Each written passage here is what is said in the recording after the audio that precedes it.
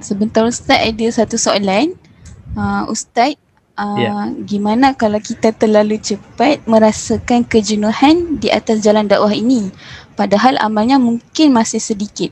Kita masih melakukan amal dakwi tetapi gak terlalu bersungguh gitu. Asal-asalan aja, tapi kita takut jika terkeluar dari jalan dakwah. Apa nasihat Ustaz?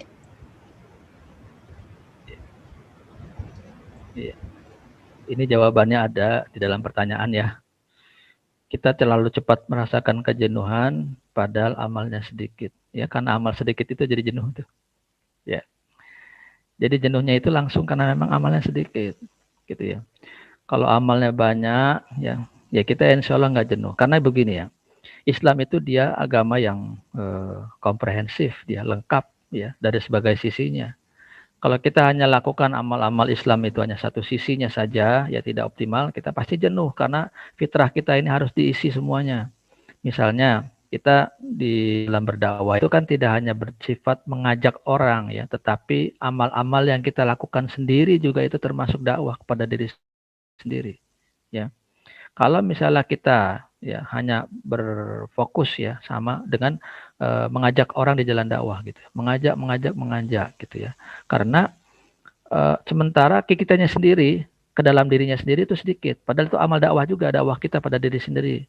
Nanti itu kita akan muncul malas, ya, karena ya ketaatan semangat itu muncullah ketika iman kita besar. Iman itu karena amal-amal kita banyak. Jadi kita coba imbangi ya amal-amal dakwah kita itu dengan amal-amal yang kita lakukan secara pribadi. Jadi kita penuh gitu melakukan amal-amal itu.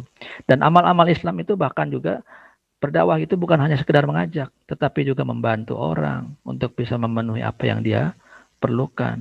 Ya, kita berbagi kepada orang juga termasuk amal dakwah. Ya, dan bahkan amal-amal dakwah juga termasuk kalau memang kita untuk pribadi bukan hanya ke diri kita tetapi kepada orang tua kita. Termasuk amal dakwah itu. Jadi Islam itu menghadirkan satu ajaran yang komprehensif lengkap yang memang kita tuh bagus dan akan lebih bagus kehidupannya kalau kita masuki semua unsur-unsur Islam itu. Ya. Yang kedua ya ini soal pertemanan, persahabatan kita. Memang ya masalah lemah, masalah jenuh, malas di dalam dakwah itu memang ada. Ya, tadi juga disinggung sudah di dalam paparan gitu ya. Nah, disinilah kita perlu teman, ya, perlu teman yang memang bisa memelihara, merawat, ya, menjaga kita ini supaya kalaupun kita lemah dalam masalah ibadah, dalam masalah dakwah, dia yang akan mengangkat dan mengajak kita untuk lebih baik. Ya, paling tidak misalnya kita lihat dia amalnya lebih bagus, lalu kita menjadi terdorong untuk untuk bagus juga seperti anak ini, seperti teman kita itu. Tapi kalau teman kita cari dan kumpulnya dengan orang-orang yang juga lemah-lemah juga, yang sama jenuh-jenuh juga, yang sama malas-malas juga, kita tidak ada motivasi-motivasi apa-apa. Ya, yang ada adalah kita justru ingin lebih malas. Jadi yang kedua ini kita harus juga cari teman-teman yang memang bisa mendorong kita, memelihara kita, menjaga kita untuk tidak jatuh ke dalam satu kondisi futur, kelemahan yang sesungguhnya makin jauh nanti baliknya akan semakin susah. Yang ketiga adalah doa, ya. Karena Allah Subhanahu wa taala memerintahkan kita untuk banyak berdoa. Doa itu intinya adalah dia itu mukhul ibadah atau ad-du'a huwal ibadah. Doa itu adalah itu otaknya, intisari daripada ibadah. Ya kalau kita doa itu berarti kita melakukan ibadah yang paling bagus. Inti daripada ibadah. Bahkan ibadah itu sendiri. Doa itu arti kita meminta kepada Allah.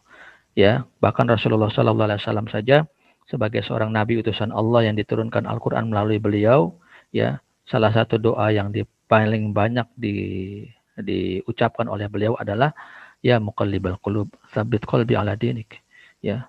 Allah Subhanahu wa taala menurunkan Al-Qur'an melalui Rasulullah SAW. Allah Subhanahu wa taala memilih Nabi Muhammad ini sebagai Nabi dan Rasulnya. Tetapi ketika ditanya, Ummu Salamah pernah ditanya oleh para sahabat, ya Ummu Salamah, kira-kira doa apa yang paling banyak diucapkan oleh Rasulullah SAW? Rasulullah SAW mengucapkan paling banyak doa, ya muqallibal qulub, tsabbit qalbi ala dinik. Ya Allah yang membolak-balikan hati, tetapkanlah, teguhkanlah hatiku di atas agamamu.